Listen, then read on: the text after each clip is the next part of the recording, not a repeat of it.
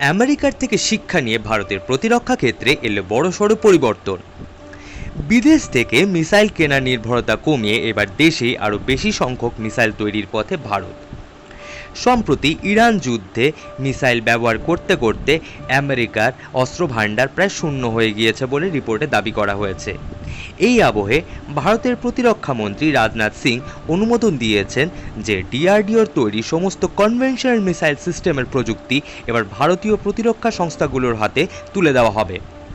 অর্থাৎ ডিআরডিওর প্রযুক্তি তৈরি করবে আর যোগ্য ভারতীয় সংস্থাগুলি সেই প্রযুক্তি ব্যবহার করে দেশের মাটিতেই মিসাইল উৎপাদন বাড়াবে।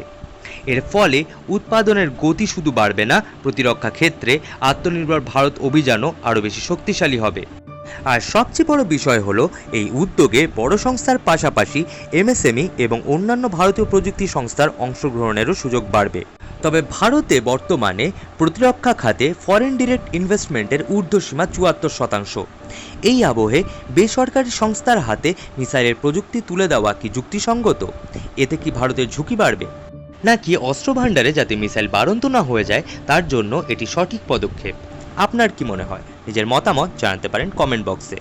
এবং ভিডিওটি ভালো লেগে থাকলে লাইক এবং শেয়ার করবেন। আর প্রতিরক্ষা সংক্রান্ত আরও এমন আপডেট পেতে প্লিজ আমার চ্যানেলটি সাবস্ক্রাইব করবেন। ধন্যবাদ।